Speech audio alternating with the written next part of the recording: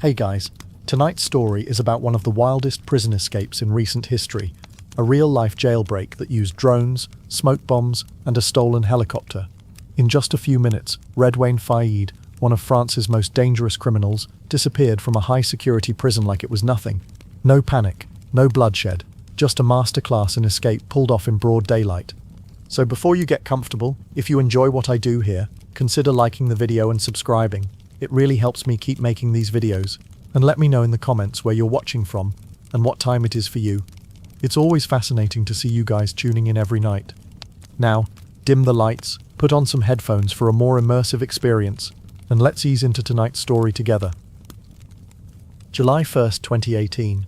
9:20 a.m. Just south of Paris stands a massive prison. It's one of the biggest and most advanced in all of France.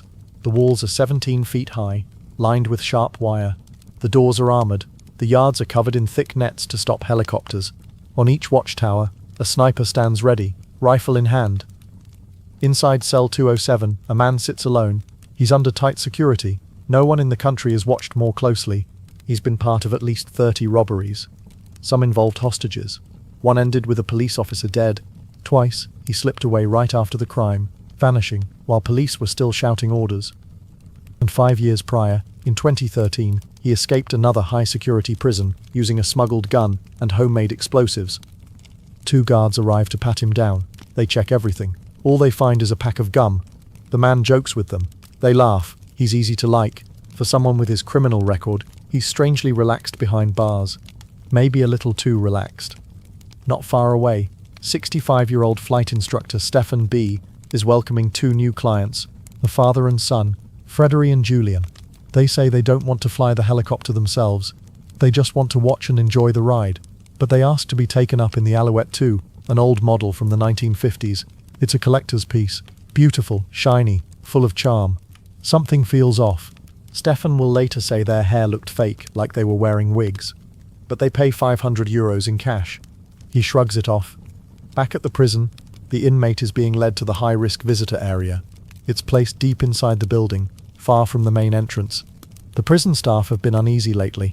The man has been getting more visits than usual. His phone calls sound strange, like he's hiding codes in his words. His friendly chats with the guards, maybe not so friendly after all. A drone was even spotted flying over the prison a few days ago. Stefan is now waiting with the helicopter in an open field. The 2 men said they needed a quick bathroom break and walked off into the trees. When they return, things change. They are holding weapons. They tell Stefan they know his home address. They know about his family. They say people are already at his house watching. If he doesn't follow instructions, his family dies. They'll tell him where to fly. Back in the prison, booth number 50 is waiting. On one side sits the inmate's older brother. He thinks this is just another visit. He has no idea what's about to happen. No one does. Because his younger brother, calm, smiling and chewing gum, is about to escape. His name is Rédoine Faïd. He's known as France's most dangerous criminal, but he's also an author, a movie lover, and an adrenaline addict. In many neighborhoods across France, especially the poor ones, he's become something more than a criminal. He's become a legend.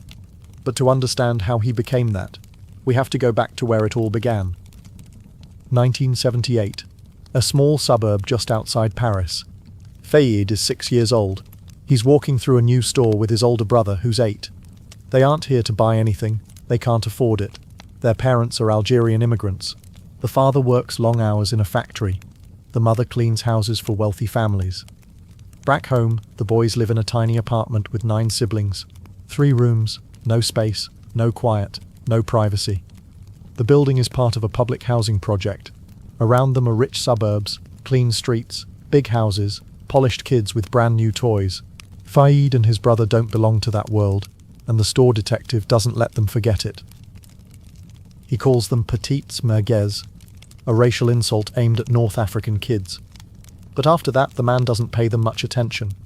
He turns his back. Out in the parking lot, the brothers empty their pockets. Candy, toys, small things. It's Faid's first time stealing. A few weeks later, he gets caught. At home, it's not pretty. His father beats him with a belt, 20 lashes. His mother makes him promise, with tears in her eyes, that he'll never do it again. Around this time, something else catches his attention. Movies. French crime thrillers, American gangster films. He watches them again and again. He memorizes the scenes. At home, he acts them out for his family like little plays. The violence, the confidence, the money, it all feels like a world where the rules are different, where people like him don't get pushed around. By the time he's a teenager, stealing is no longer about hunger or boredom. It's part of his daily life. He and his friends take anything they can sell: TVs, stereos, car radios, computers. With the money, they buy Adidas sneakers, flashy tracksuits.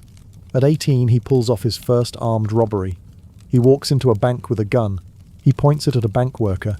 Then he speaks clearly, calmly, using a line straight from a famous French crime film. "Shut up. Do what I tell you. I've got nothing against you. I only want the money. Think of your children." After the robbery, he doesn't hide. He goes back to school and studies for his high school exams. There's no one at home to stop him. His father has returned to Algeria. His mother is seriously ill with leukemia. In his book years later, Faid writes that from this moment on, he stopped caring. The crimes start growing. The influence of movies becomes even more obvious.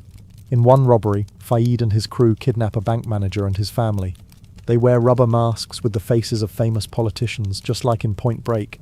As they leave the scene, Faid delivers another line straight from the film: "Thank you very much, ladies and gentlemen, and please don't forget to vote."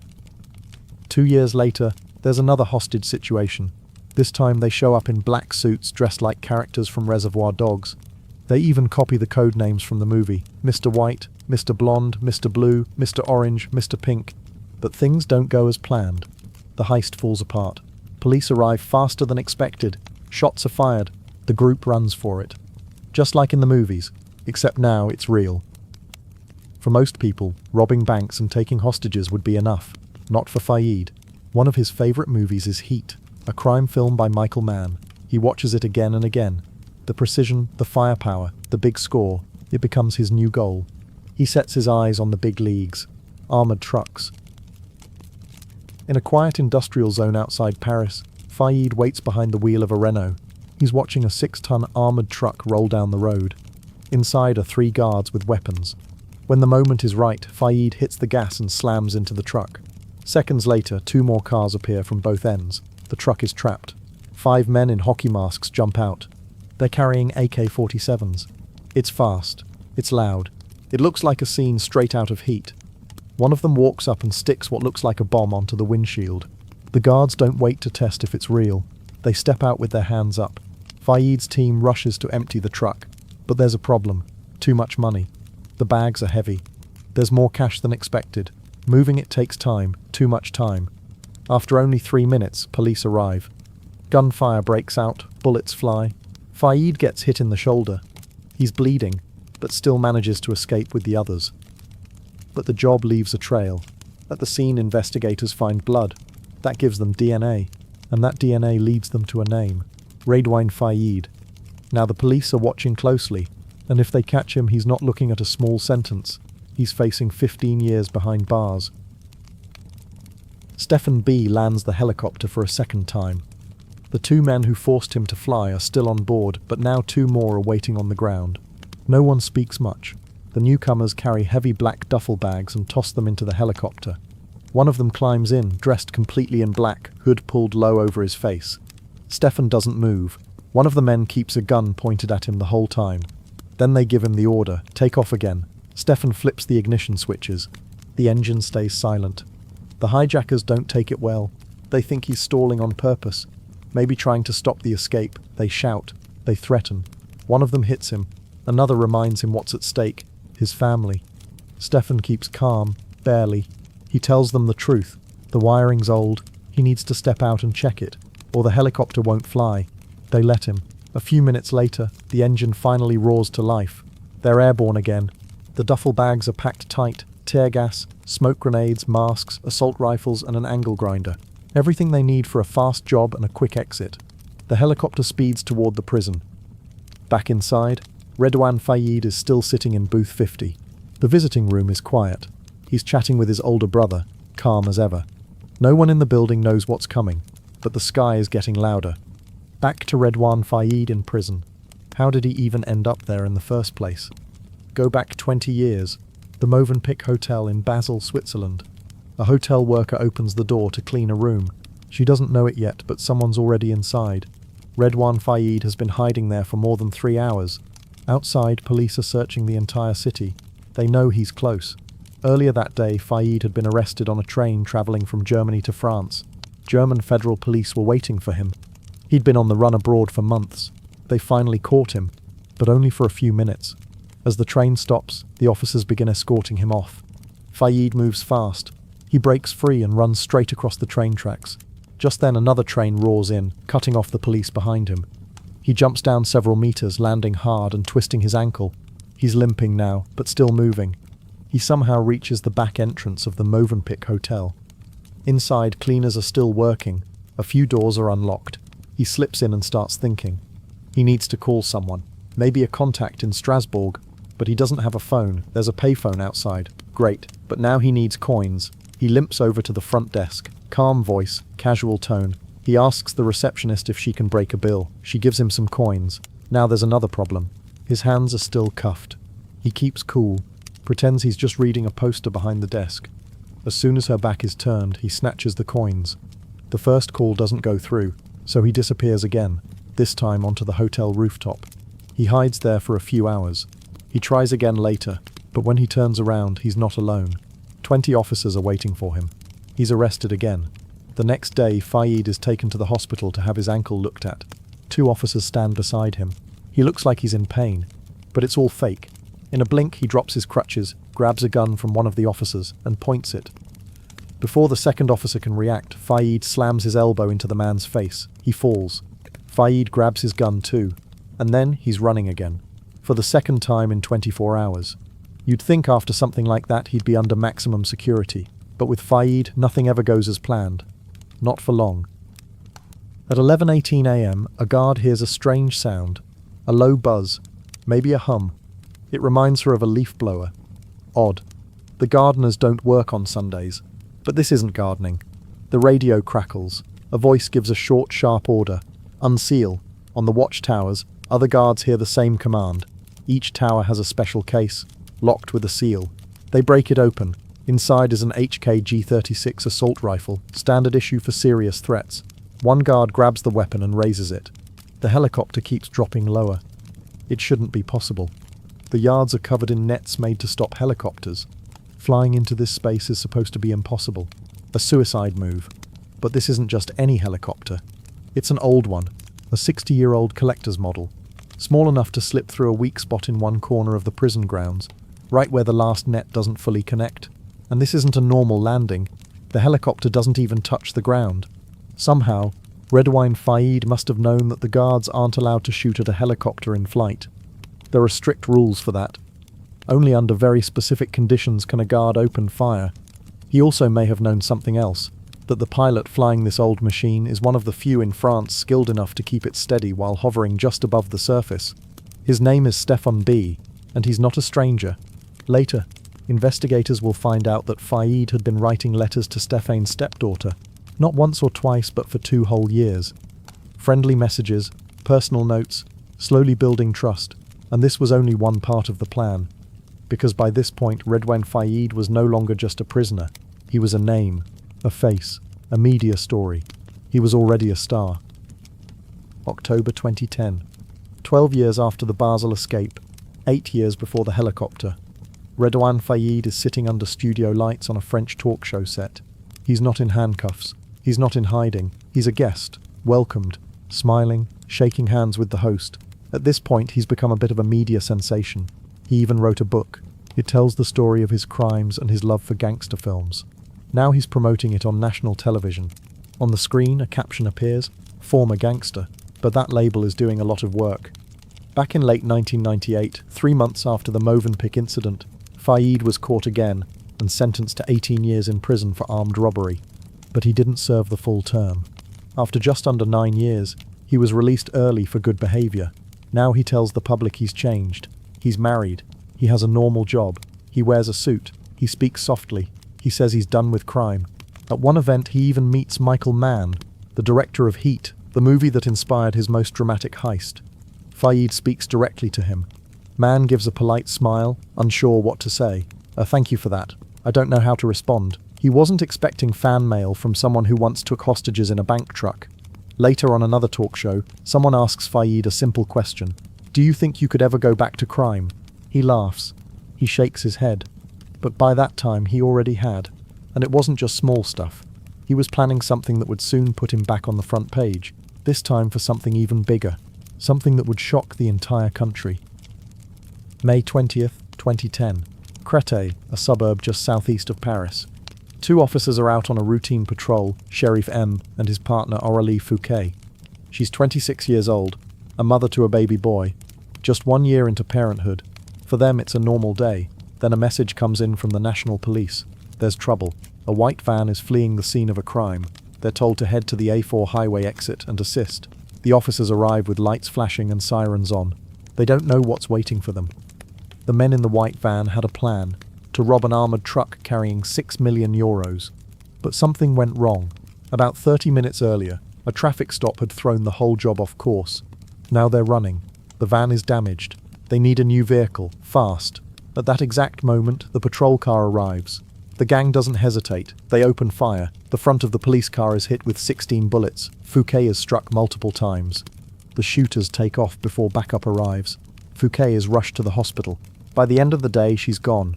News of her death spreads quickly. People across France are shocked. At her funeral, thousands of police officers attend. The president at the time stands with them. He awards her a posthumous Medal of Honor. Then he makes a promise.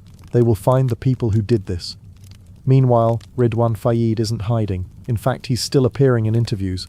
He tells stories about crime, gives opinions, talks about robberies on camera. One of those interviews ends up in a documentary. It covers the shooting that killed Aurélie Fouquet. Faïd is interviewed for it, not as a suspect but as an expert on this kind of heist. At the time, no one working on the film knows the truth, but police do. The robbery has all the signs of Faïd's style, planning, speed, firepower. He claims he wasn't involved. He says he has an alibi. Investigators keep digging. Eventually they find a piece of surveillance footage. A camera captured him inside the white van that was used during the escape. He wasn't there when the shooting happened. But it's enough. The police believe he planned it. He's named as the mastermind. After a year on the run, Faïd is caught once again, and this time he's sent straight back to prison. Finally, the day of the great escape. Two inmates are taking out the trash. A guard walks beside them. It's just another routine moment, until they spot something in the sky. A helicopter. It comes down fast, landing in a nearby courtyard. One of the prisoners wonders out loud if it's the fire department. Maybe a drill.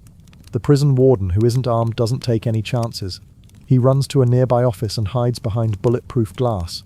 What no one knows yet is that they're about to witness one of the most dramatic prison escapes in French history. One of the three men inside the helicopter stays with the pilot, Stéphane, holding a gun to his head. The other two jump out. They're masked. Under their clothes they're wearing bulletproof vests. Both are armed with AK-47s. They've landed in what's called the Honor Courtyard. Inmates don't usually come here. It's only used for arrivals and transfers. That's why no one thought it needed anti-helicopter cables.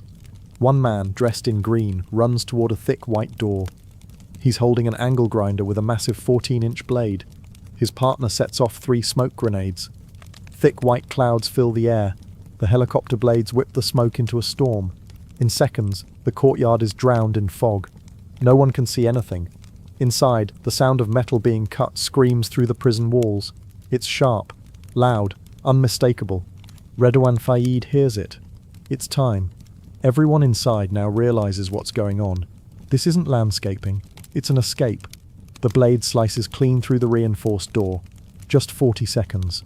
Then it opens. The guards hesitate. They're not armed. There's nothing they can do.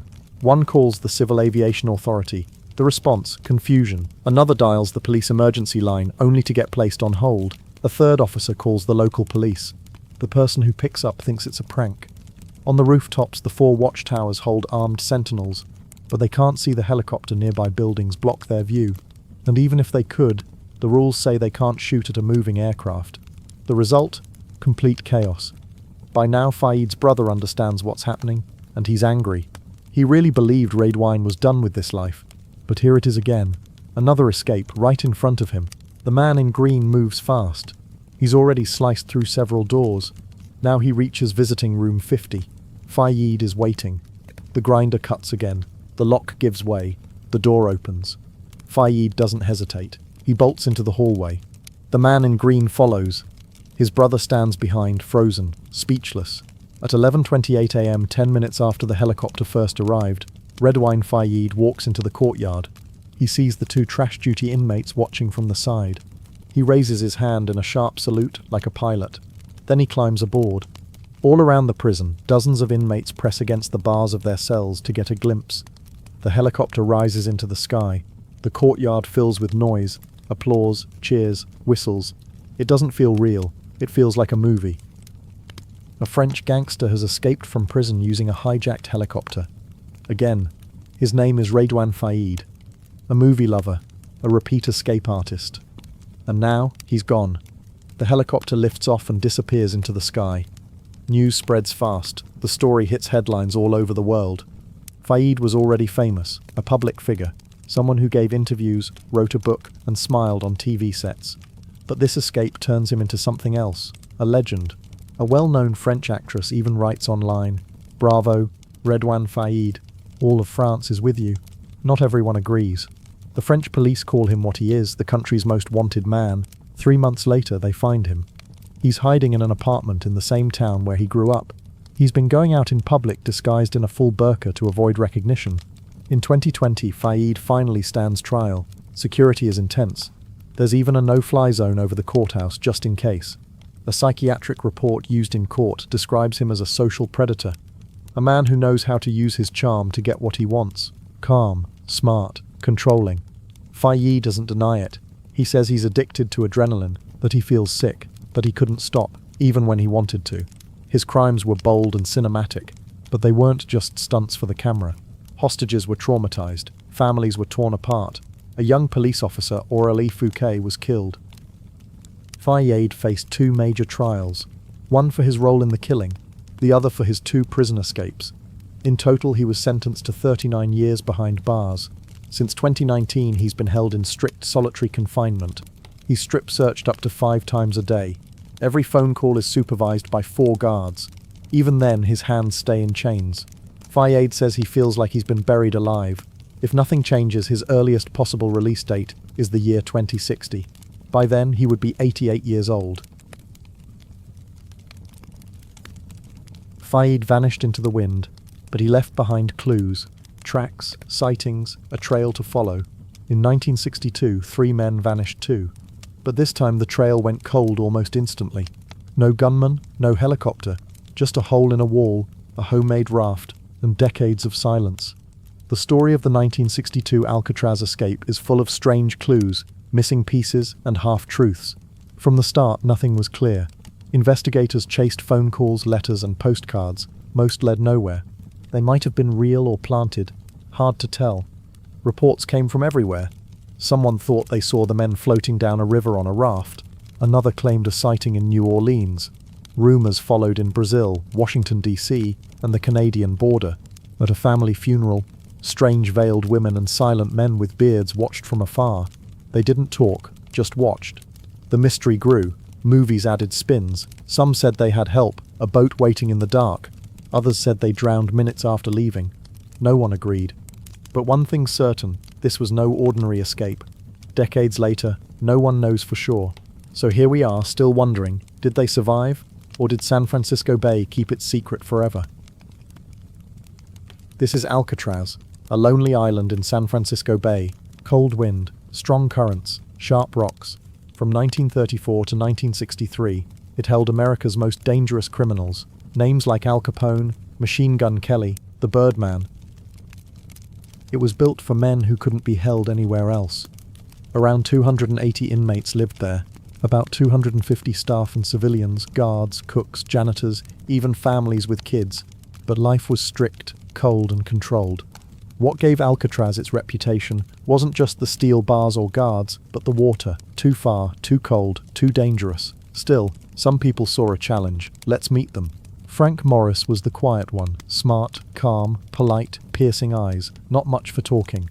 Born in 1926 in D.C., he spent most of his life in and out of prison. Crime came early, but he wasn't ordinary. His IQ was 133. He read, played music, painted. He escaped from Louisiana, then Atlanta. At Alcatraz, he didn't stand out. That was the trick. One officer said, he was neat, polite, a quiet man. If you'd asked me which inmate might try to escape, I never would have picked Morris. That's what made him dangerous. Then there were the Anglin brothers, John and Clarence, two Florida boys who stuck together. John had blonde hair and calm blue eyes. Clarence was bigger, with dark hair and a sharper voice. They were in for bank robbery, but it wasn't the crime, it was the running. They tried escaping more than once. That's why they ended up on the rock. Here's what officials missed. As kids, the Anglin brothers swam across Lake Michigan for fun, even when ice floated on the water. They were used to cold, they liked it, could stay in longer than anyone. Their cousins used to bet on it. That memory followed them to Alcatraz, and it would matter more than anyone guessed. Every great escape needs a crew. This one had 4 men. All of them had a past, all of them had scars, and all of them ended up on the same island, in the same concrete box. Let's start with Alan West. Born in New York City in 1929, West was a talker. He once held a gun to a prison official's head, stole his car, and drove off like it was no big deal. That got him a one-way ticket to Alcatraz. When he got there in 1957, just 28 years old, he didn't stop dreaming. He spent hours talking about breaking out. Guards called it nonsense. They were wrong. In June 1958, West returned for a second round. He already knew the place better than most. Then came Frank Morris. He showed up in January 1960, landing in the cell right next to West. Frank didn't say much. West talked enough for both of them. October 1960, John Anglin arrived, calm, clever, careful. January 1961, Clarence Anglin walked through the gates. The circle was complete. 4 men, 1 planner, 1 builder, 2 swimmers, all with experience, all with unfinished business. Looking at their histories, the robberies, the escapes, it feels like puzzle pieces snapping into place. Once they were side by side, the plan began to grow, quietly, like a weed in concrete. Then came the night of June 11th, 1962. 3 vanished into the dark: Frank Morris, John Anglin, and Clarence Anglin. Alan West stayed behind. Whether by mistake or hesitation, he missed his chance. He later told his version, but that night the world remembered only the 3 who disappeared from the most secure prison on Earth. No one had ever done it, not until then.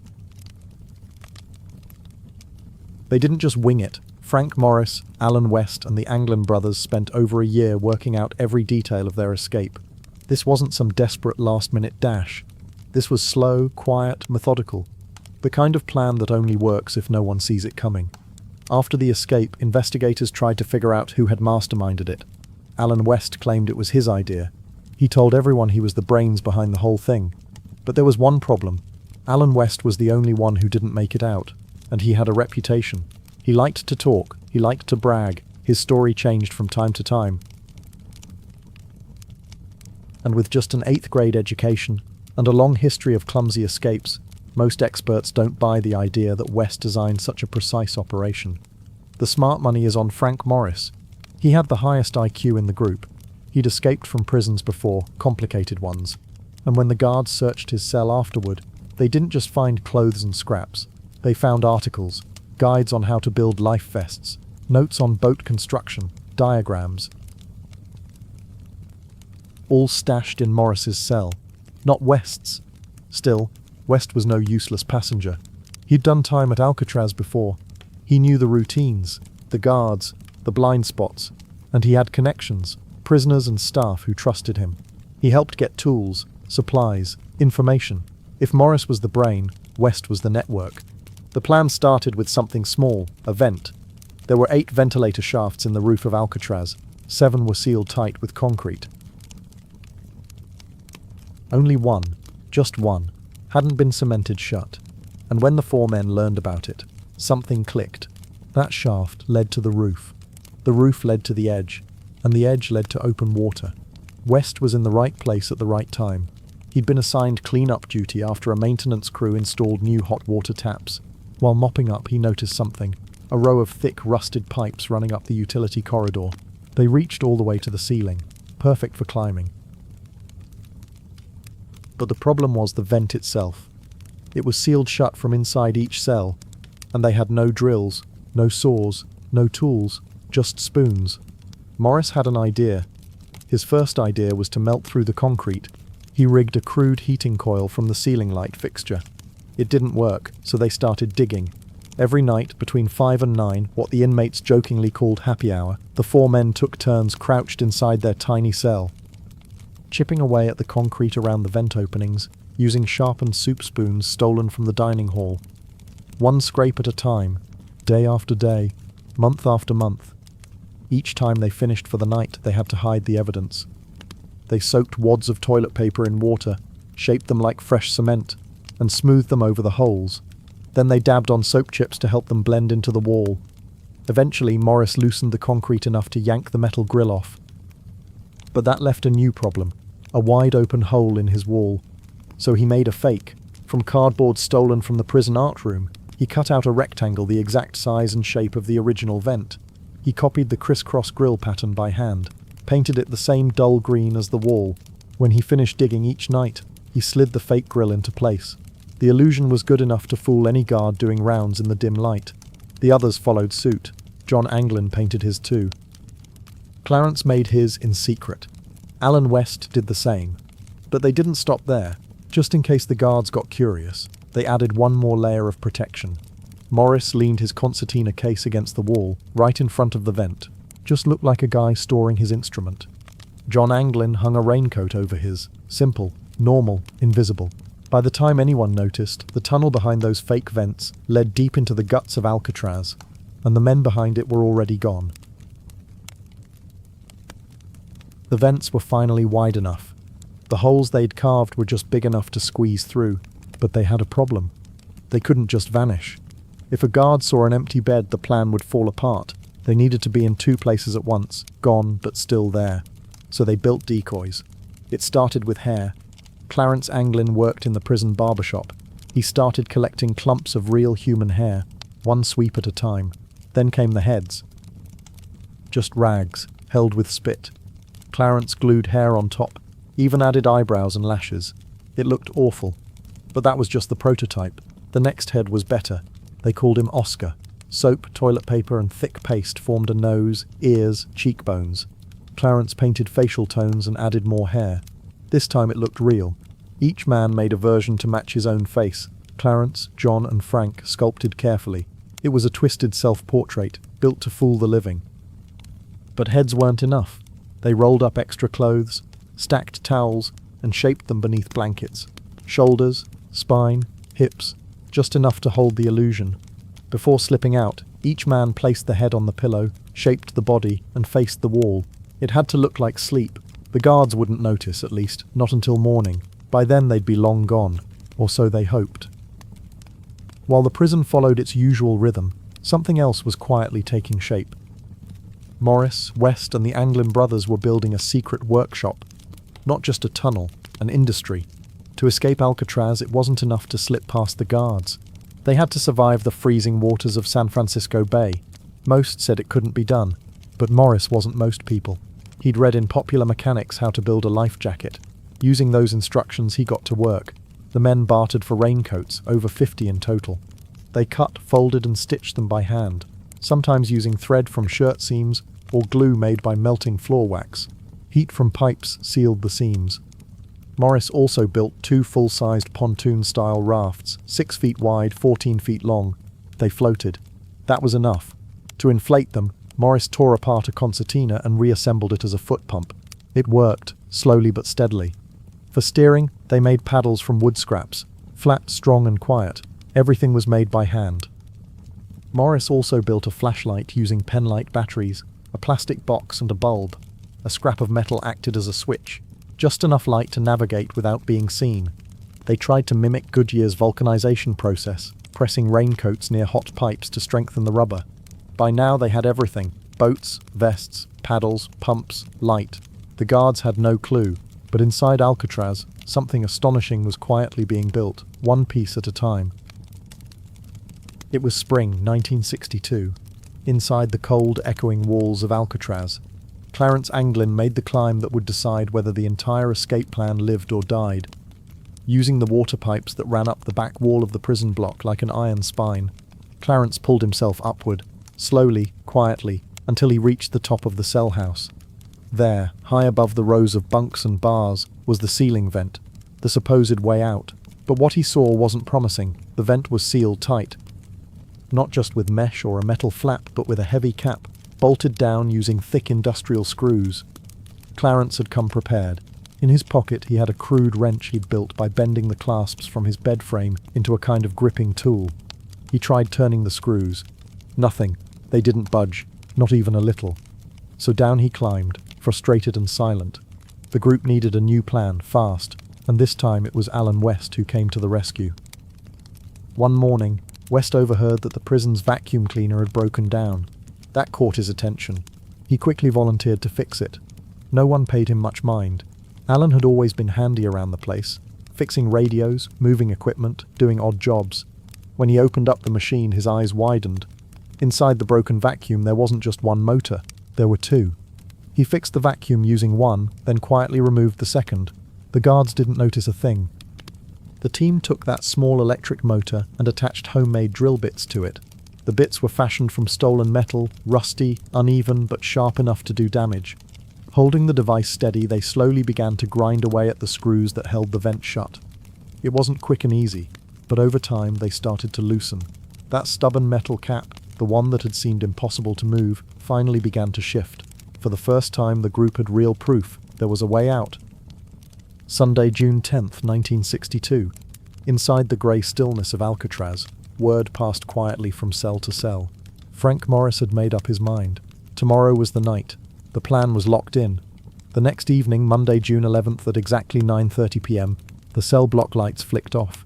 Everything looked normal. The guards made their rounds.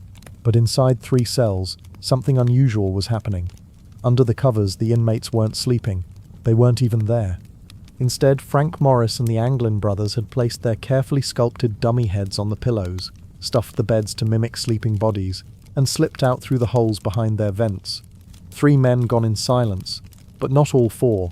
Alan West was still stuck in his cell. The hole behind his vent wasn't quite wide enough.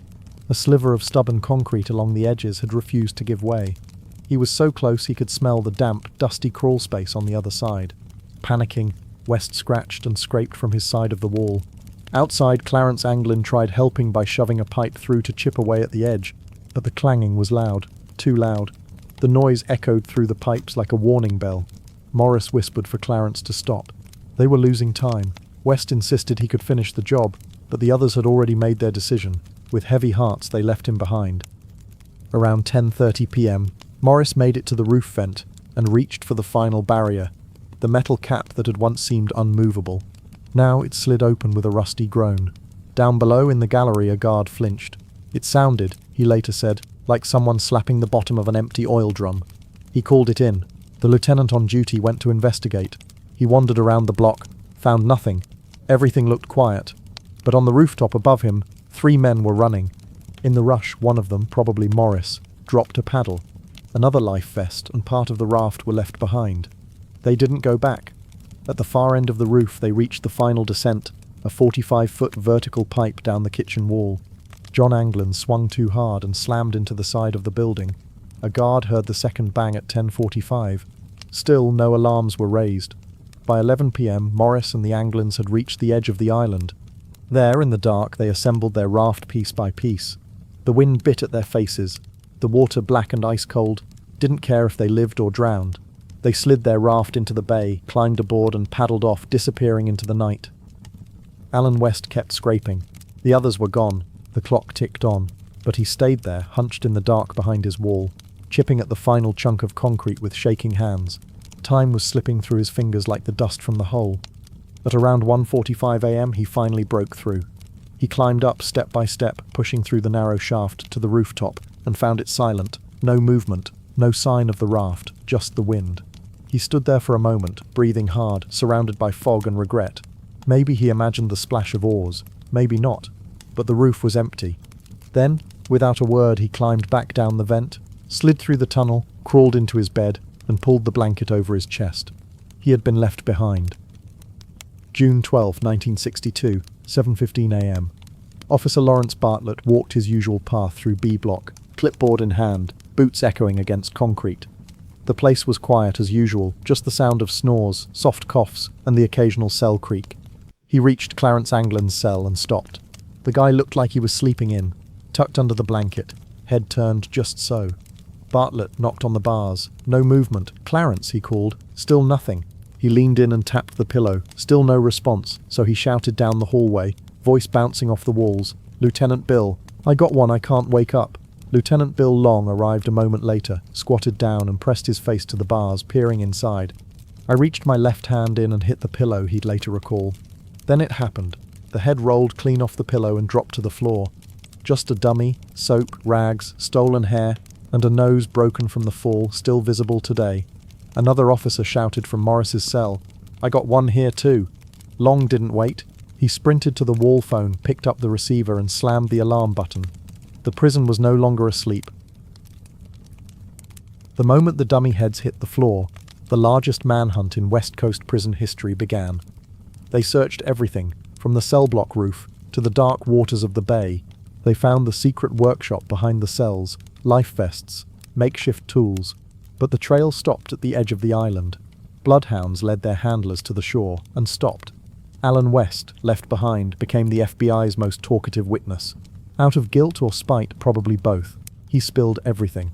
The plan, he said, was to paddle to Angel Island, rest, then cross to Marin County, steal a car, grab clothes, and disappear. No fingerprints, no farewells, but there was no proof, no stolen cars, no break-ins, nothing matching the timeline. Still, strange clues turned up. June 12, Officer Robert Checky saw an unauthorized boat near Alcatraz at 1 a.m. It drifted under the Golden Gate. The FBI didn't believe him. That same day, a homemade paddle floated 100 yards off Angel Island. It matched the escapee's design. June 13, false alarm. A woman reported 3 men in a raft, but it was just fishermen. June 14, a packet made from raincoat material surfaced. Inside, personal photos of the Anglin brothers. A life vest also washed ashore at Cronkite Beach. A postcard appeared. At first glance, it looked like Clarence's handwriting, until forensics said otherwise. June 22, another vest washed up, stained, possibly with blood, ties knotted, teeth marks on the inflation tube. June 27, a call. The associate warden answered. "I guess you're glad to know that I'm alive," the voice said. Claimed to be Frank Morris. Then, click. Line dead. No bodies. No arrests.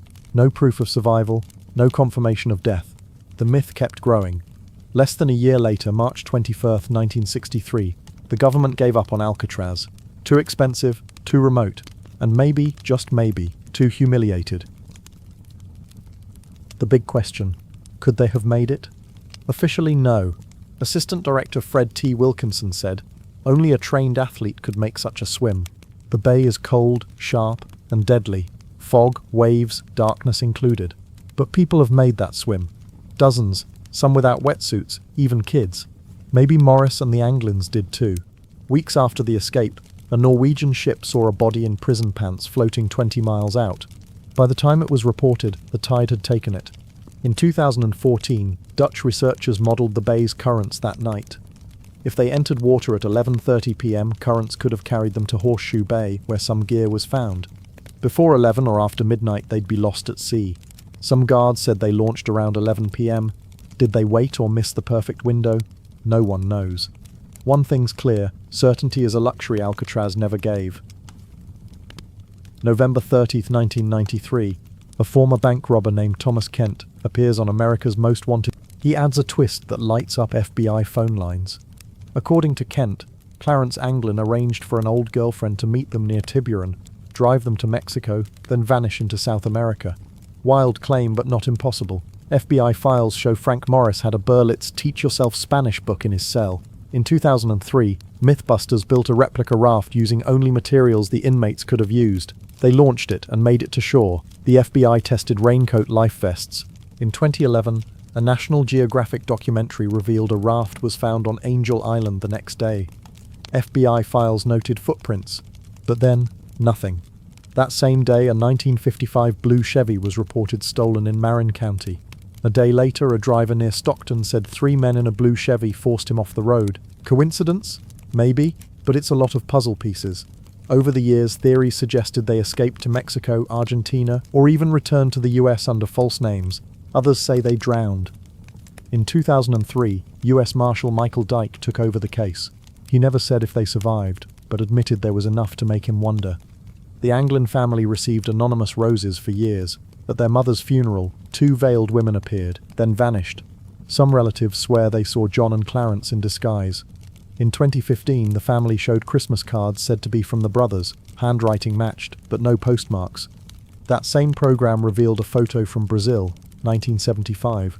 2 men, sunglasses, sitting in front of a farmhouse. A friend claimed it was the Anglins. Forensics said it was more than likely them. US Marshal Art Roderick called it the best actionable lead we've had. In 2020, facial recognition gave a high probability match for John and Clarence Anglin. Then came a deathbed confession. In 2016, a man named John Leroy Kelly said he helped pull the escapees onto a white boat that night. They drove them to Seattle. The FBI had dismissed the boat theory, but an off-duty officer reported seeing one that night. Lights off, then flashing a spotlight before disappearing. That report was buried too. So, did they die or disappear? If they lived, they pulled off one of the greatest vanishing acts in American history. And if they didn't, they became legends anyway. A letter from John. It was January 2018 when the letter surfaced.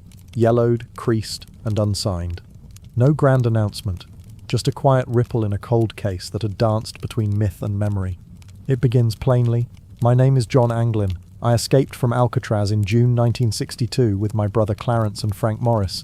I'm 83 years old and in bad shape. I have cancer. Yes, we all made it that night, but barely.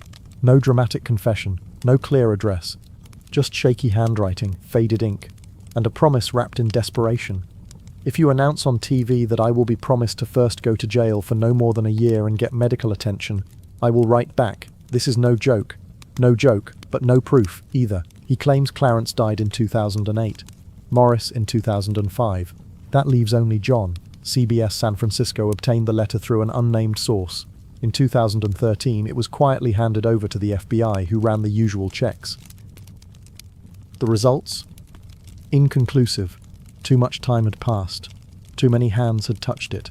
Still, law enforcement didn't dismiss it. Whispers of sightings and photos had kept the Anglin's trail warm. This letter was just one more ember. Maybe a hoax, maybe not, but it felt different. No demand for fame, just a plea for help in exchange for the truth. But the truth stayed buried. No follow-up letter, no body, no final location. Just a page and a signature never signed, left to swirl in the storm of speculation. If it really was John Anglin, it would mean the escape succeeded, that the impossible was possible, and that for over half a century the US government had been chasing ghosts. Some stories won't sit still. This one, 3 men, a stormy bay, and Alcatraz, has lived in my head for years. After digging through the files and listening to FBI denials, I've reached my own quiet conclusion. They got out. These weren't reckless kids. They were patient, smart, prepared, raised in cold water. They had a raft, jackets, paddles, and the science says they could have made it. A raft was found, so were paddles. No bodies ever turned up. And then the letters, the photo, the clues. Maybe they faked it. Maybe they planned every detail, but I don't think they died that night. Wherever they went, they did the impossible. They escaped and made history. So now, what do you think? The Alcatraz escape left the world guessing. No one knows if they made it out alive, but some men don't just escape. They vanish, reappear, and escape again. One of them, El Chapo, and his prison breaks made Alcatraz look like child's play. They called it Puente Grande, not just a prison, a fortress, a concrete beast outside Guadalajara, built to hold Mexico's worst. Reinforced walls, watchtowers bristling with rifles, guards 2 for every inmate. But the inmates weren't just thieves. Cartel bosses, drug lords, men with armies and deadly reach. The kind who made agents vanish and police stations explode. If hell had a VIP section, they sat at the bar. Inside, danger whispered. Outside, guards expected attacks. Helicopters, car bombs, assaults. These were generals, CEOs of terror. Puente Grande was a military base disguised as a prison. Concrete over steel. Checkpoints, roadblocks, corridors echoing with tension. Less prison, more war bunker. Locked inside, Joaquin Guzman Loera, El Chapo, the man who built the Sinaloa cartel into a global empire. Billionaire, mass murderer, ghost. He ran his cartel like a company, with corpses in meetings. His base, Sinaloa, rugged mountains and jungle. His kingdom, and the government thought Puente Grande could hold him. As if steel bars could stop a man who dug tunnels, bribed politicians, and made billions disappear. They didn't know El Chapo had already started digging. They caught him once, back in 1993. After years of blood, bribes, and bodies, the man known as El Chapo was finally in chains.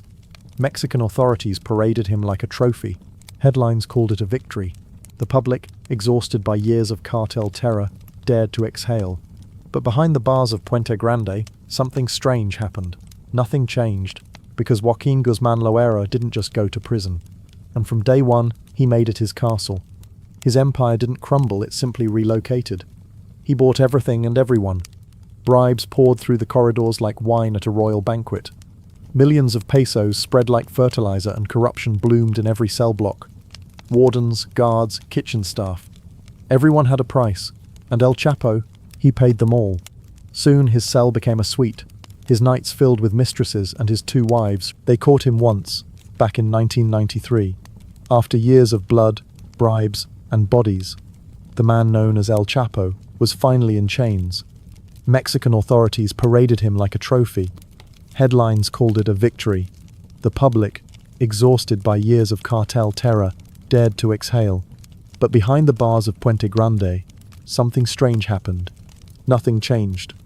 Because Joaquin Guzman Loera didn't just go to prison, he moved in. And from day one, he made it his castle. His empire didn't crumble, it simply relocated. He bought everything and everyone. Bribes poured through the corridors like wine at a royal banquet. Millions of pesos, spread like fertilizer, and corruption bloomed in every cell block. Wardens, guards, kitchen staff, everyone had a price. And El Chapo? He paid them all. Soon, his cell became a suite. His nights filled with mistresses and his 2 wives, both of whom were allowed to visit, stay, and never questioned. His meals were chef-prepared, his drinks imported. Bottles of tequila and cases of beer slid past guards who were too well paid to care. Sometimes, they poured a glass for themselves. Phones? He had several. Burners, landlines, whatever he wanted. With them, he kept the Sinaloa cartel running like clockwork. Death orders, shipments, smuggling routes, it all flowed through Puente Grande like it always had from Sinaloa. Except now, the boss did it from a couch. And standing just behind that couch was Damaso Lopez. To the outside world, Lopez was the deputy chief of security, a man trusted with keeping one of Mexico's most dangerous criminals under lock and key. Inside the prison, though, he was something else entirely. El Chapo called him licenciado, the lawyer. A handshake turned to an alliance, then a partnership, then friendship, a car, a house, envelopes of money, gifts stacked high enough to block out the law. Lopez became Chapo's fixer, his messenger, his eyes and ears inside the walls. If the king wanted something, Damaso made it happen. In the end, Guzman didn't just bribe a guard. He hired a concierge. Puente Grande had become something else entirely. A sanctuary, a corporate office, a drug palace disguised as a prison. And in the middle of it all sat El Chapo, calm, untouchable, smiling. Because while the public thought he was locked away, the truth was, he'd never really been caught at all. Prison didn't stop El Chapo. It sharpened him. From behind bars, he didn't just run his cartel, he transformed it. Tunnels weren't new, but he turned them into a vast, high-tech network, subways for cocaine. With engineers and planners, they built reinforced, ventilated, electrified tunnels under the US border. No more risky trucks or boats, just underground routes, delivering millions monthly. While others counted days, El Chapo built an empire beneath the surface. The US demanded his extradition to stop the flow, but Mexico refused, claiming control. For El Chapo, Puente Grande was perfect. Friends on the inside, money flowing, power intact. He didn't need to escape. He was already free, just underground. In early 2001, Mexico's Supreme Court proposed a law to extradite high-risk prisoners to the US. For the first time, El Chapo felt real fear, not of dying, but of disappearing into an American prison with no power or freedom. He decided not to wait. The moment he heard, he started planning his escape. The plan began with money and a trusted ally. Damaso Lopez, Puente Grande's deputy security chief and El Chapo's fixer, nicknamed El Licenciado. Guzman told Lopez, "I'm leaving. Soon." Lopez replied, "Leave it to me." They picked the 19th of January, 2001, the day the king would vanish. They couldn't just walk out, they needed a quiet moment. Damaso quietly reassigned guards, shifted patrols, just enough to create a pocket of silence. The key was Javier Chito Camberos, a civilian laundry worker who pushed inmates' dirty clothes out through a service corridor. Unnoticed, routine, boring, now part of the escape plan thanks to a bribe. One man to loosen the walls, one to push the cart, one inside it, waiting to vanish. The date was set, the 19th of January, 2001. No sirens, no shootout, just dirty clothes and a squeaky-wheeled cart. That morning, the prison air was as calm as ever. Inside one quiet wing of Puente Grande, Chito, the unassuming laundryman with soft footsteps and a blank face, slid open El Chapo's cell door, like it was just another Tuesday. It wasn't. Guzman climbed into the laundry cart, folding himself like a circus acrobat into the pile of clothes. No words were exchanged. Chito simply draped some grimy uniforms on top of him, tucked the corners in with care, and gave the cart a gentle nudge forward. No alarms, no suspicion, just a laundry cart headed toward freedom. The section had been thinned out, thanks to Damaso Lopez and his creative staffing decisions. Fewer guards meant fewer eyes, and that gave Chito plenty of room to roll down the hallway with his strange, heavy cargo. But then, the cart decided it had its own plans. As they approached a checkpoint gate, Chito did what he always did, parked the cart beside the gate and walked over to the guard.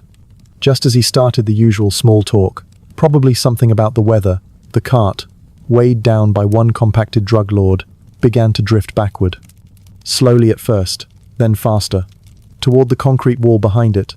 Inside the cart, El Chapo's heart was in his throat. If this thing tipped, if he rolled out onto the floor like a stuffed piñata, it was over. But Chito saw it just in time.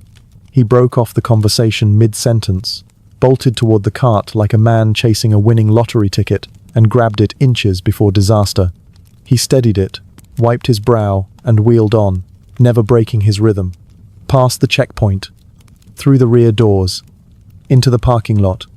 There, a car was already waiting. Not just any car, but a getaway vehicle driven by yet another helpful friend in uniform. Another guard, bought and paid for. You could say it was a group project.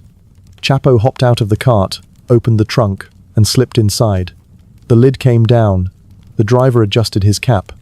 And just like that, they rolled through the main gates of Puente Grande without so much as a second glance. No search, no hesitation, just a nod, a wave, and silence. By the time someone shouted, "He's gone," it was already too late. The police were slow to act, not because they were confused, but because most of them had received their own "thank you" envelopes from Guzman at one point or another. Some were still spending theirs. Some were waiting for the next. And so, Mexico's most dangerous man vanished into thin air, hidden under laundry, driven out by friends, and chased by no one. Once word of El Chapo's escape reached federal authorities, the mood changed.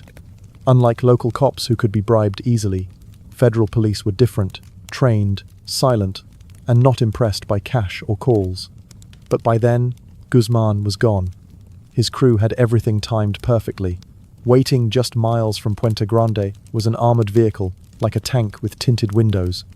Chapo slipped into the new car, which took him to a clearing where a helicopter waited, off the books, ready to fly. They switched between cars and choppers multiple times, passing through hideouts and warehouses, until finally reaching Mexico City. Then tension hit. Police cars, sirens, patrols everywhere. Chapo panicked. How did they find me? The driver laughed. Relax, they're with us. That flashing convoy wasn't a trap. It was a paid escort of crooked cops protecting him. Chapo leaned back, smiled. No one would look for Mexico's most wanted man surrounded by police in city traffic. By the time real authorities arrived, he was safe in a cartel hideout, surrounded by men, money, and the certainty of a perfect vanishing act. When El Chapo escaped in 2001, he became more than a man. He became a legend. People stopped asking if he'd be caught and wondered if it was even possible. A ghost in designer shoes. For 14 years, the Mexican government hunted him, spending money, sending soldiers, tapping phones, flipping informants, raiding, but always arriving too late. Only cigarette butts, empty bottles, and warm beds remained. Evasion was his art. His hideouts were hidden in Sinaloa's mountains, forests, and cliffs, places so remote maps gave up. Some were ranches, others had bunkers, runways, and secret tunnels. While the government chased smoke, El Chapo built fire. His empire exploded, cocaine, heroin, meth, smuggled north by the billions, flooding US cities. Pablo Escobar's Medellin cartel was history. Chapo's Sinaloa cartel was the future. Bigger, richer, deadlier. He wiped out rivals city by city. Border towns became war zones, bodies in the streets, mass graves faster than news could report. Cities like Ciudad Juarez and Nuevo Laredo weren't just routes, they were battlefields. El Chapo was the general, with strategy behind every bullet and terror. By the time anyone noticed, he didn't run the trade, he owned it. The most powerful narco in the Americas. A man who made presidents sweat and governments look away. But not everyone looked away. The US and Mexico wanted him badly. The hunt got personal. Helicopters, wiretaps, drones, elite units. Every tool was sharpened to one mission. End the myth. Find El Chapo. But for 14 years, they caught only dust. By 2014, El Chapo had vanished for 14 years. The Mexican government tried everything, but he slipped through like smoke. That year, they changed tactics. Not guns or helicopters, but a keyboard. The plan: don't chase El Chapo, chase his shadow, his family, his trusted circle, his wives, sons, lieutenants. Find them, find him. They found a break, a young Colombian tech expert, El Chapo's digital gatekeeper, protecting his encrypted messages. But everyone has a price. Once flipped, the cartel's secure network was exposed. They could read messages, listen in, watch feeds. For the first time, they saw Chapo's moves in real time. One lead pointed to a quiet house in Sinaloa, the safe house itself. The 17th of February, 2014. Mexican Marines and DEA agents surrounded it, moving like ghosts. When they breached the first door, they faced a second, steel, reinforced, bolted tight. Inside, Chapo woke as his assistant panicked, shouting, "La Marina!" The Marines rammed the door, boots, sledgehammers, battering ram, but nothing gave.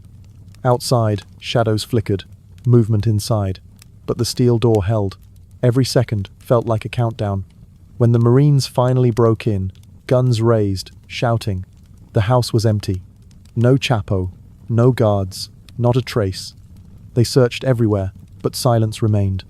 Someone had been there. So where did he go? When the assistant burst in, El Chapo didn't hesitate. Calm as ever, he walked to the bathroom, not to brush his teeth, but to vanish. This wasn't any bathroom. It hid a trapdoor. The house was a magician's box, and El Chapo had rehearsed this move. His cartel had mastered tunnels, not just for smuggling, but for disappearing when things got hot. Under the bathtub was his escape. Behind the mirror, a tiny pinhole released an electric latch. Hydraulic lifts raised the tub like a coffin lid. He ducked inside and vanished underground. When special forces broke in, they wasted time searching closets and beds, missing the secret hatch. By the time they found it, El Chapo and 3 others, his wife, chef, and assistant, had slipped away. The tunnel was professional, reinforced, lit, ventilated, connecting to city drains and winding far from the search zone. The forces had no chance.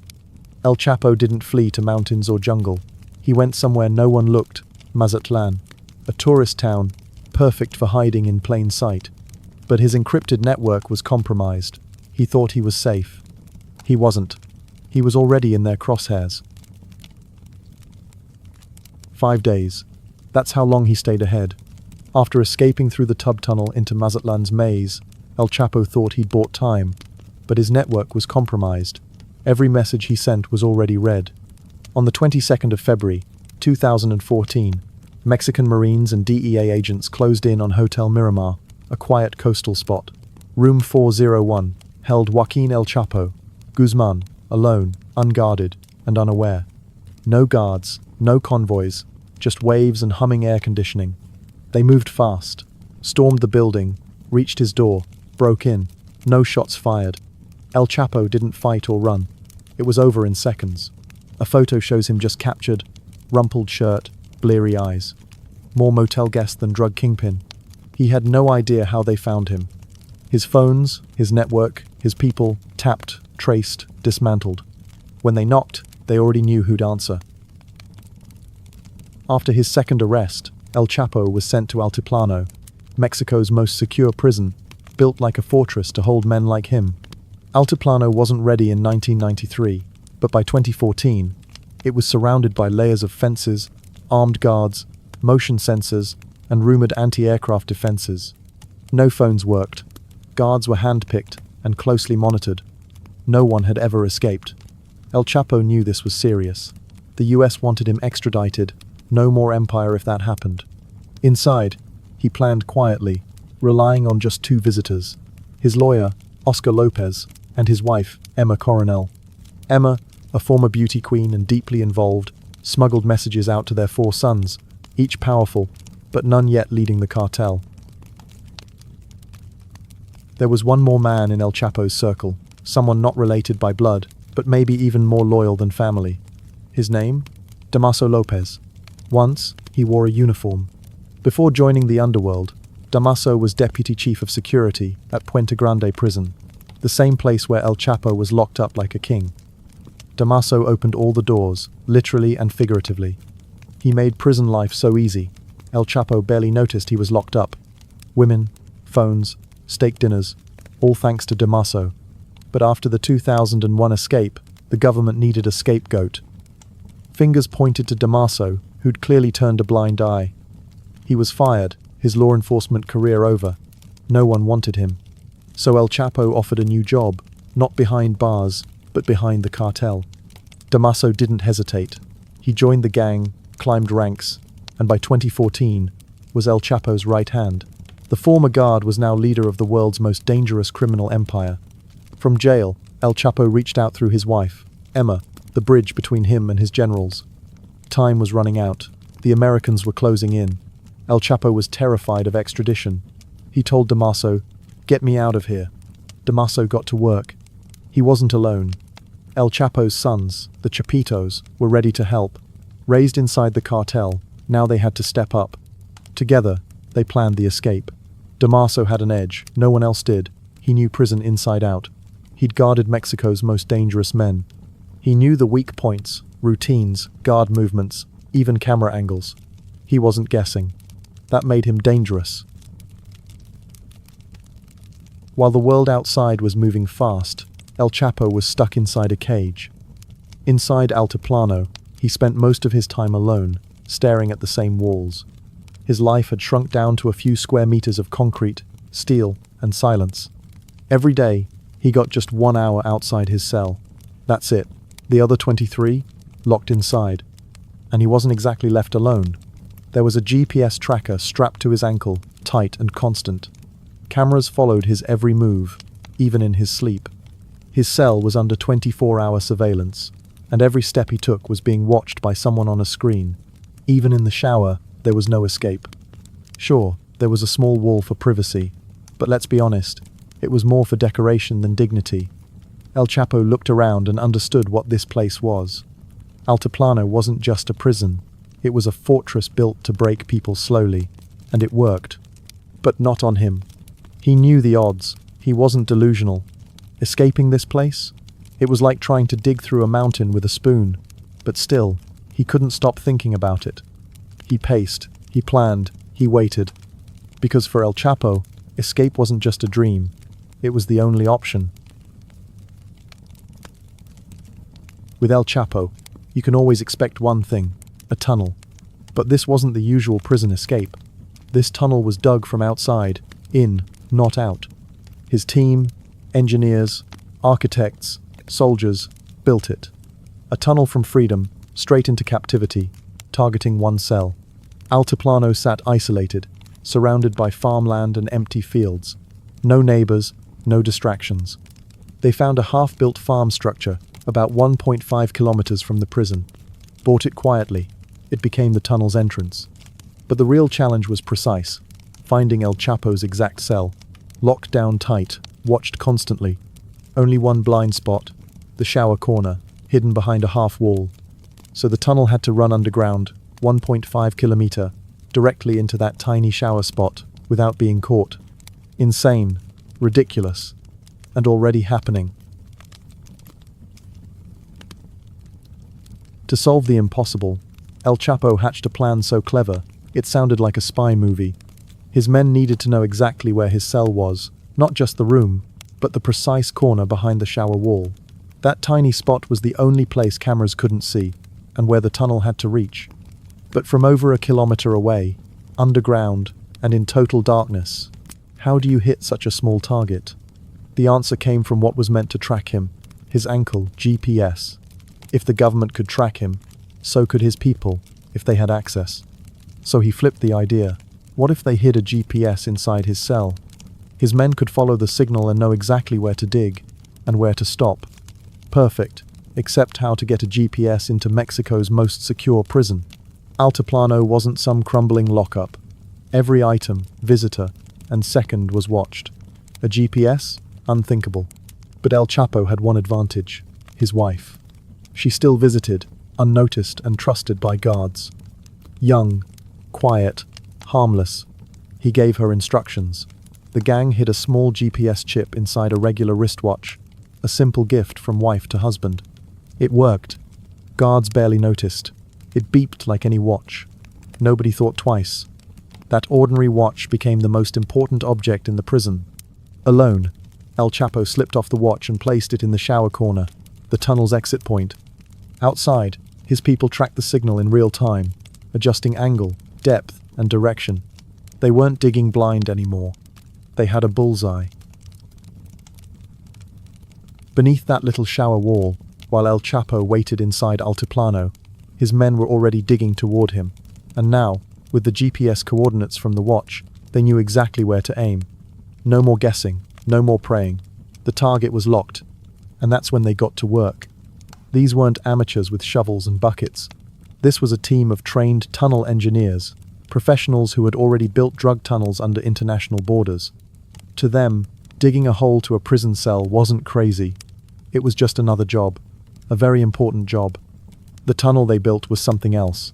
It started in that abandoned brick building over a kilometer away from the prison. From the surface, the structure looked like a simple half-built shed. Maybe a farm building, maybe forgotten. Nothing suspicious. But underground, a whole different world.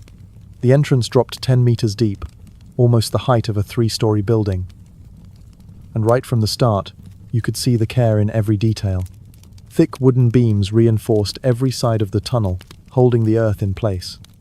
And not just a few, they used hundreds, maybe thousands, to hold the ceiling steady for the full distance. Once inside, it looked less like a tunnel and more like a hidden subway line. It was long, it was stable, and it was alive, lit by miles of electric cables and powered by a generator, disguised cleverly as an outdoor grill. You could walk through it and breathe easy too. That's because they'd installed ventilation pipes along the entire stretch, with air pumped in through a system they built at the tunnel's mouth. Even if someone walked inside with no flashlight and no mask, they could still make it to the end. And none of it, not the generator, not the pipes, not the piles of removed dirt, could be seen from outside. That was the brilliance of it. Every part of the operation had been camouflaged. The land looked untouched. Even if guards had passed by, they wouldn't have noticed a thing. Meanwhile, the dirt had to go somewhere. And there was a lot of it, tons, literally. Yet they managed to dispose of it quietly, day after day, without alerting anyone. No dust, no mess, no noise that reached the towers, just silence. And to speed up the process, they built a rail system, a narrow metal track running the length of the tunnel. On top of it, they mounted a custom cart, part excavation tool, part escape vehicle. It looked like a cross between a mining trolley and a tiny motorcycle. The cart hauled dirt out, and when the time came, it would carry El Chapo himself. But while the gang worked with drills, motors, and shovels, El Chapo paced alone in his cell. He didn't know how close they were. He only knew time was running out. He feared extradition more than anything, and every letter he sent carried the same message. "What's taking so long?" And every reply came back the same. "It must be perfect. One mistake, and it's over." By June 2015, El Chapo got the message. The tunnel was almost done. After months of work, it was nearly time. He picked a date, the 4th of July, America's Independence Day. Why? To mock the US, his enemy. While they celebrated freedom, he planned to vanish, a cruel taunt. But the tunnel wasn't ready. Final checks and timing mattered. Rushing was suicide. So the escape was delayed. New date, the 11th of July. No visits, no calls, no bribes, no tunnels, no cartel. Just silence. The man who once ruled an empire is now one of America's loneliest men. Maybe he still dreams of escape, but for now, dreams are all he has. El Chapo's tunnels were carved with machines, powered by money, and protected by corruption. But long before him, in the middle of a world war, prisoners with nothing but basic tools started digging too. Not for drug empires, but for survival. Untitled War C4. This is Stalag Luft III. Built between 1942 and 1944, it stood deep in the forests. At last, the moment had come. July 11th, 2015. El Chapo had spent almost 16 months inside Altiplano prison, watching, waiting, planning, and now the escape was happening. That night, inside his cold, grey cell, El Chapo sat on his bed with a tablet in his hands, playing a loud comedy show. Not because he was in the mood to laugh, but because he needed to cover the noises his men were making below the floor. They were working just under his feet, opening the tunnel from underneath the shower. Every few minutes, El Chapo stood up and paced the room, pretending to stretch or check the sink, all while keeping an eye on the corner, waiting for the signal. Finally, at 8:10 p.m., he sat back down, tied his shoes, then stood up again and stepped quietly into the shower stall, the only place the cameras couldn't see, and then he was gone. El Chapo crouched over the hidden hole in the tile floor and slid inside. A ladder took him down into the darkness, into the tunnel his men had spent months digging. Down below, in the dim light, he was met by his brother-in-law, who pointed toward a waiting motorized cart. El Chapo climbed on and took off down the tracks, speeding through the mile-long tunnel. The air was stale, the lights buzzed above him, and the walls passed like a blur. It was a tunnel dug for one man, and that man was flying through it. At the other end, he emerged inside a brick shed. No one was waiting with guns, no crowd. Just a quiet quad bike. He jumped on with one of his men, and together, they roared off into the open fields. Back in Altiplano, guards were completely unaware. For 40 full minutes, no one noticed anything strange. The cameras showed an empty bed. Maybe he was behind the wall. Maybe he was showering. But when they finally opened the cell and found the hole, everything changed. Alarms screamed. Lights flashed. The entire prison went into panic mode. But it was too late. By then, El Chapo was already gone, miles away, deep into his escape plan. He had vanished through the tunnel, surfaced in a construction site, and was quickly escorted out. He reached a remote point on the outskirts of the city where a truck was waiting for him. It wasn't just any vehicle. It had been prepared ahead of time, with a sealed trailer and no markings. He climbed inside, the doors were locked tight, and the truck rolled off into the dark countryside. They drove for nearly 2 hours, before finally reaching the quiet town of San Juan. There, the next phase kicked in. El Chapo boarded a private jet, piloted by one of the most loyal and trusted men in his entire network. This wasn't rushed. Every move had been carefully planned. Nothing was left to chance. 2 identical jets were prepped. The first would carry him to safety, while the second would take off in a different direction, throwing off authorities and buying him even more time. After slipping through prison walls, El Chapo didn't flee the border or another country. He went home, to a fortress in the Sierra Madre called the Sky, hidden, guarded, with escape tunnels everywhere, untouchable. But Mexico City was shaken. Just a year earlier, the president had bragged about capturing him. Now, the government looked weak. Newspapers screamed. Television replayed prison footage. The public was furious. The government pulled elite teams, helicopters, drones, all hunting him. The Americans joined in, sending tech and agents. facial recognition, satellites, phone intercepts. If El Chapo stayed in the sky, he might have lasted forever. But he didn't. He moved, visiting strongholds, meeting lieutenants, giving orders. Good for business, but dangerous. Every time he left, 1,000 eyes and satellites watched.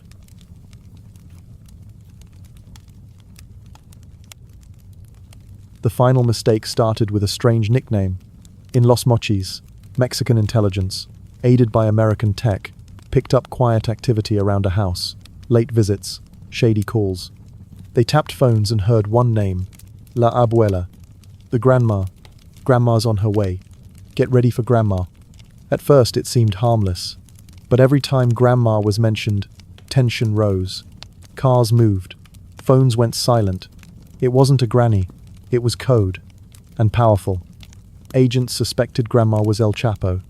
Then, 3 black SUVs arrived. Tinted windows. Quick garage entry. No one seen. It felt like a boss, not a gang. Surveillance continued. The voice matched El Chapo's rhythm. The house became a fortress. Guards, vehicles, lights on non-stop. On the 8th of January, 2016, the order came. Storm the house. Special Forces and DEA moved before dawn, quiet, fast, brutal. Gunfire erupted. El Chapo's guards fought hard, but the forces prevailed. Several officers injured, none dead. Smoke, bodies, blood, but El Chapo was gone. Behind a bathroom mirror, soldiers found a secret door. A tunnel. He slipped away mid-fight, climbed down, and vanished into the streets. He surfaced blocks away, hijacked a car with an assistant. About 20 kilometers out, honest federal cops stopped the car at a checkpoint. They found El Chapo inside. He tried bribing them. They refused. He threatened. They didn't care. They took his photo and called for backup. Stay put. Help's coming. His men too. Special Forces and cartel soldiers raced toward the motel. The cops took El Chapo inside, locked the door, guns ready. Inside sat the world's most wanted man. Outside, 2 forces fought to reach him first. The night was quiet, but tense. Inside the motel room, the air felt like it could snap. The 4 officers stood still, hands near their weapons. El Chapo sat on the edge of the bed, watching the door, tapping his fingers, smirking like a man who still believed the world was his. And then, faint at first, came the rumble of engines. 1, 2, then more. The sound of multiple cars approaching, slowly, deliberately, like a convoy moving in formation. El Chapo's eyes lit up. He leaned forward, looked at the officers, and with a crooked smile said, "Now you wish you had taken the money." It was the grin of a man who thought rescue was minutes away.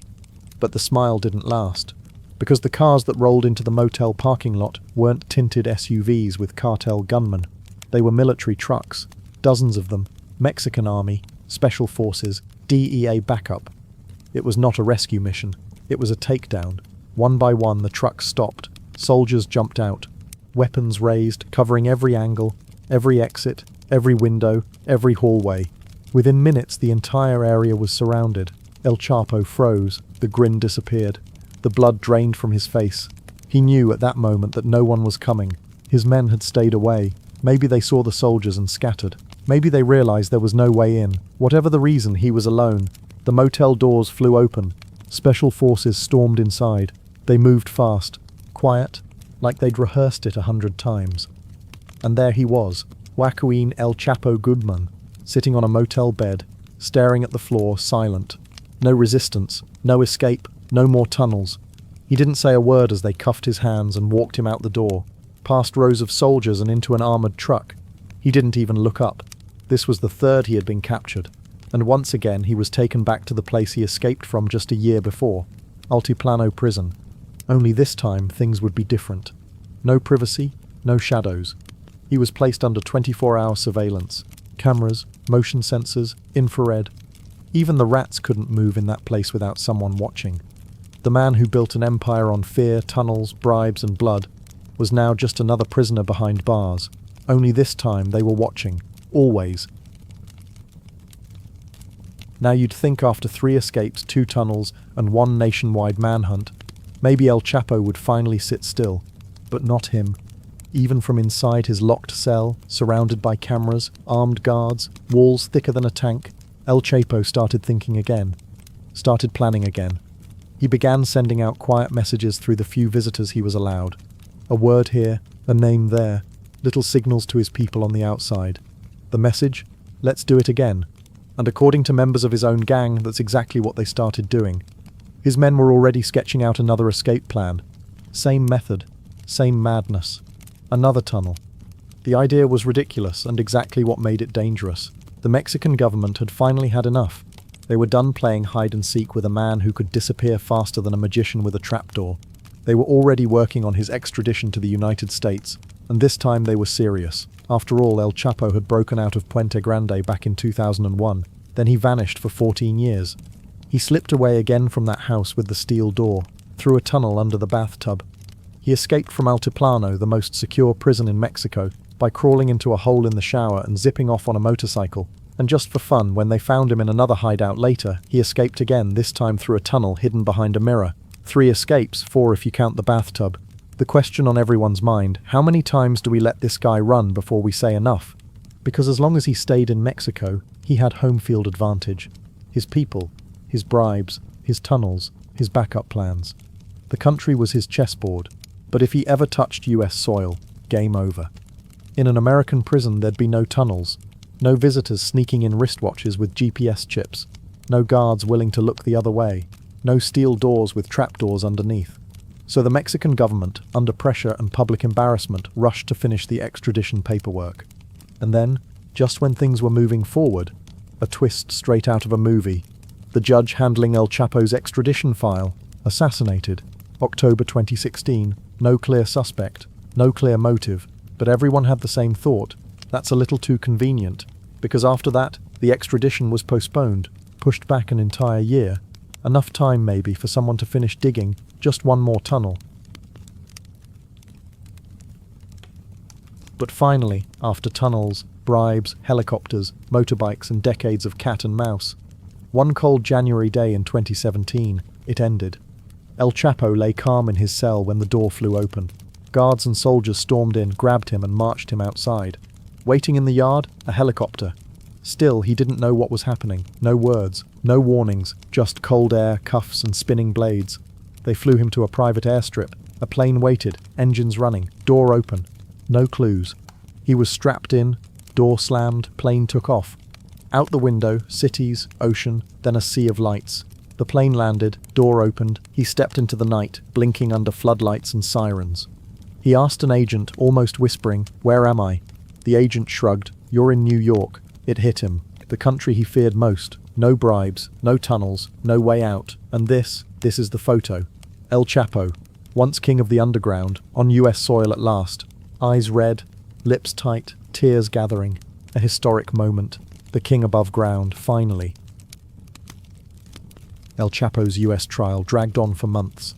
A crime museum of witnesses, recordings, photos, ledgers and betrayals. In 2019, the verdict hit hard. Life plus 30 years. Now he's locked in ADX Florence, the Alcatraz of the Rockies, the most secure prison in America. Here, prisoners are ghosts, alone in soundproof cells for 23 hours a day, with a tiny window facing only sky. The 1 hour out is just another locked room under constant watch. No visits, no calls, no bribes, no tunnels, no cartel. Just silence. The man who once ruled an empire is now one of America's loneliest men. Maybe he still dreams of escape, but for now, dreams are all he has. El Chapo's tunnels were carved with machines, powered by money, and protected by corruption. But long before him, in the middle of a world war, prisoners with nothing but basic tools started digging too, not for drug empires, but for survival. This is Stalag Luft III, built between 1942 and 1944. It stood deep in the forests near the town of Sagan, about 145 kilometers southeast of Berlin. It was one of the largest prisoner of war camps in Europe during World War II. The camp was made for captured airmen, Allied pilots, and crew members who had been shot down over enemy territory. At its peak, between 10,000 and 12,000 prisoners were held here. The camp was massive. It had 5 separate compounds. Watchtowers stood tall over the fences. Guards were always watching. Everything about the place was meant to stop escapes. But what made this camp truly famous had nothing to do with what was above the ground. It was what lay hidden beneath it. Because under this forest floor, beneath the guards and their towers, prisoners were digging something impossible. A tunnel. A secret route to freedom. One that would soon be part of one of the greatest escape stories in history. For a prisoner of war camp, Stalag Luft III wasn't the worst place to be. The men held here were officers, mostly pilots and aircrew shot down over enemy land. Because of their rank, they were treated better than the average soldier. They weren't thrown into cold, dirty cells.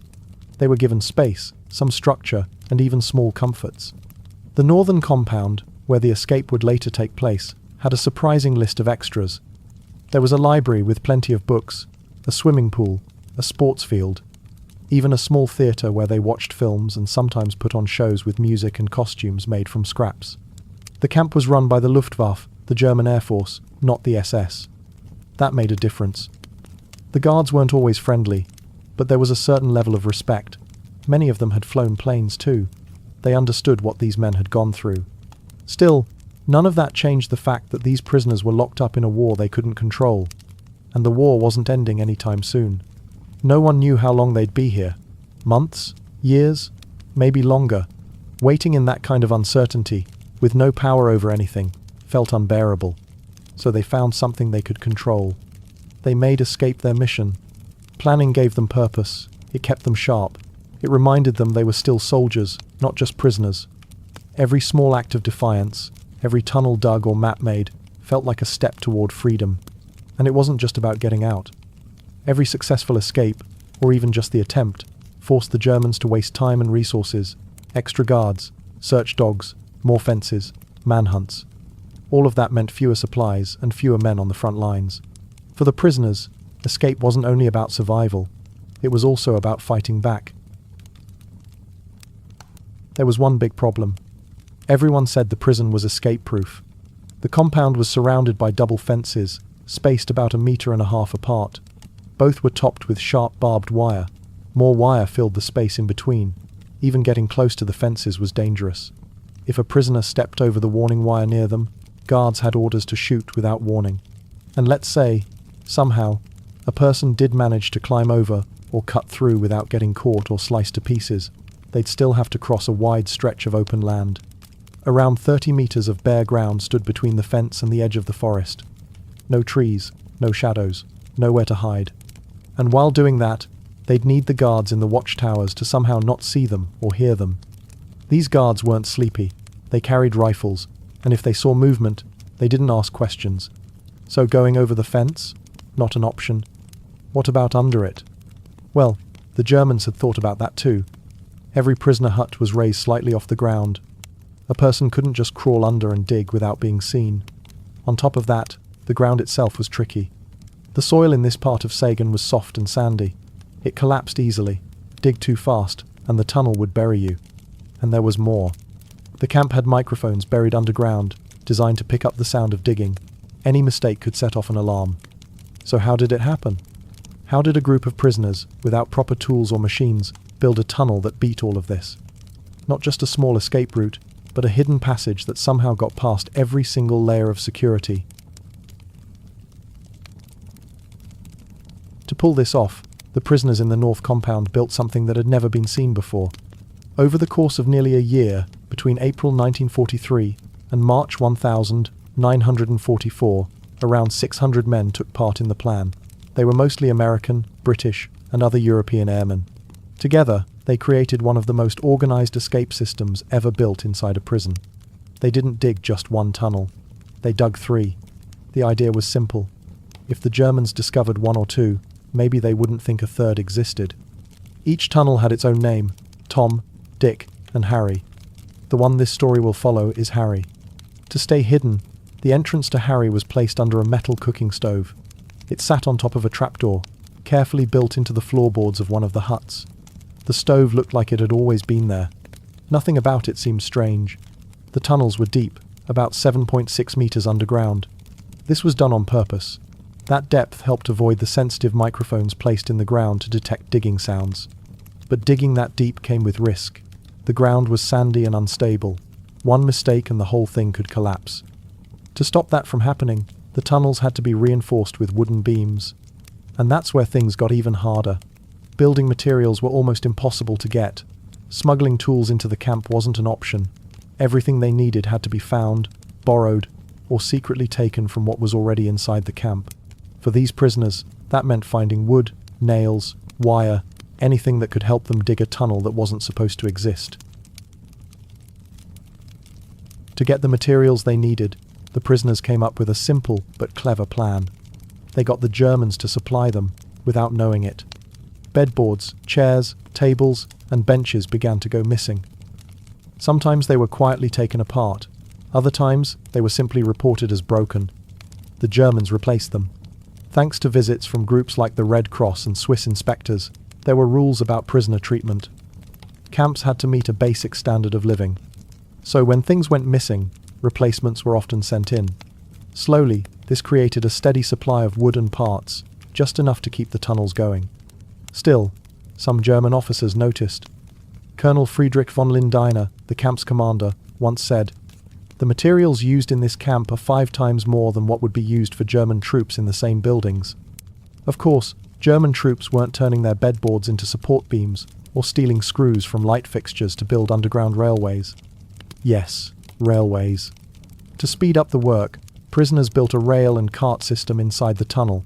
The carts carried tools and wood in one direction and sand in the other. The tunnel was long, and without the carts, it would have taken much more time. But moving sand was its own problem. Digging tunnels means removing a lot of soil. But they couldn't just pile it up near the huts. That would be too obvious. Even worse, the sand underground was a bright yellow. The surface soil was grey. Any strange pile would stand out immediately. So the prisoners came up with another solution. More than 100 men took on a special job. They were called penguins. They filled small cloth bags with yellow sand, hid the bags under their coats, and walked out into the yard. As they walked, they slowly released the sand through holes in the bags. At the same time, they kicked the ground behind them, mixing the yellow sand into the grey.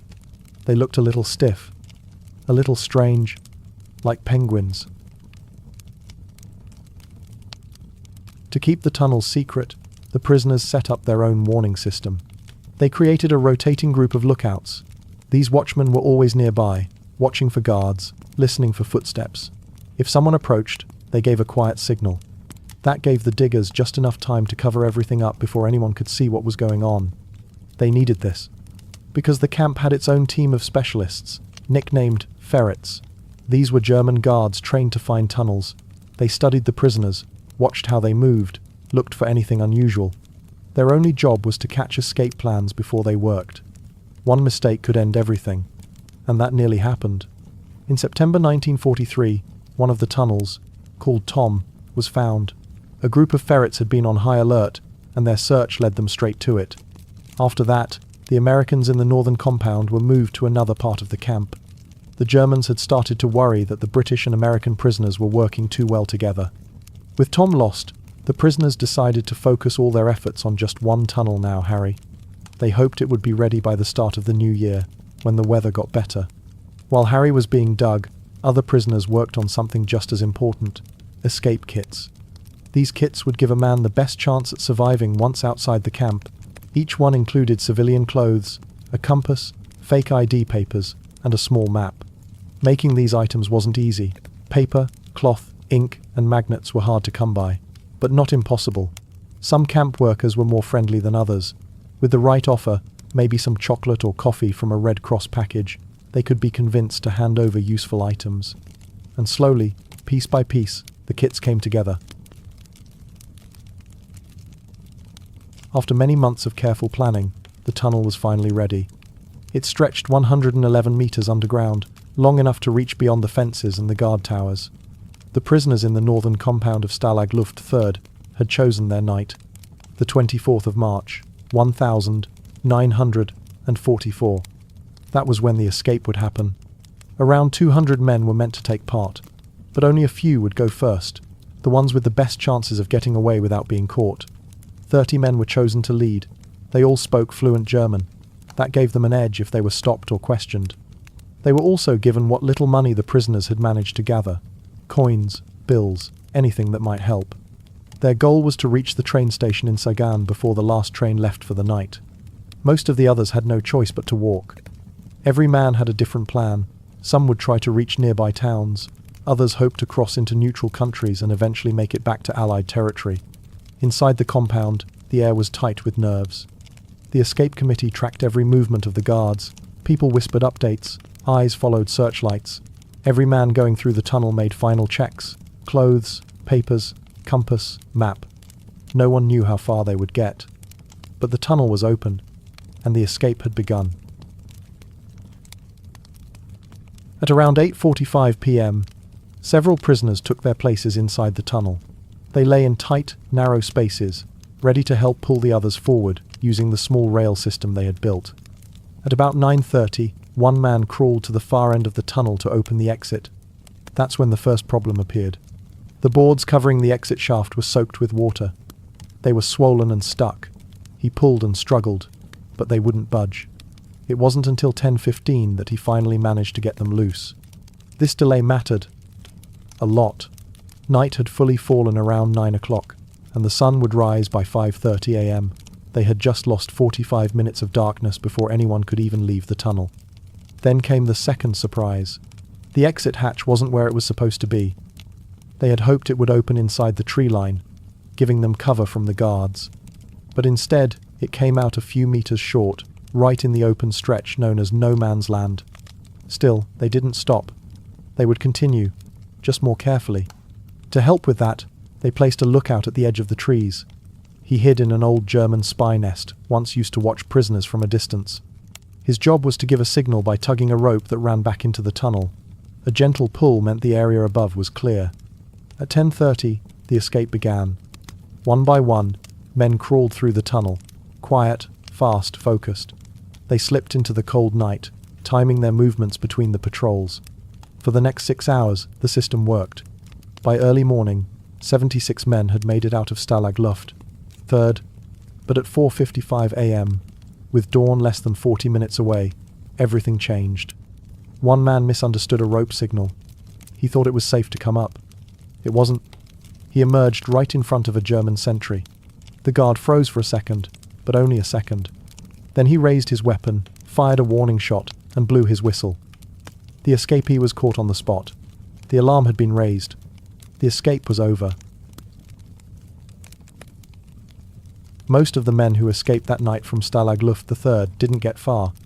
Some were caught just a few kilometers away, still inside the town of Sagan. The German response was overwhelming. Between 60,000 and 70,000 soldiers and Gestapo agents were sent out across the country to hunt them down. It became nearly impossible to move through Germany without being seen. Once the Germans found the tunnel, the escape was doomed. In the end, only 3 of the 76 prisoners managed to stay free. 2 Norwegians made it all the way to the port city of Stettin, snuck onto a ship, and sailed to neutral Sweden. 1 Dutchman joined the resistance, made his way through occupied Netherlands, then crossed the border into Spain. From there, he reached Gibraltar, and finally, safety. But everyone else was not so lucky.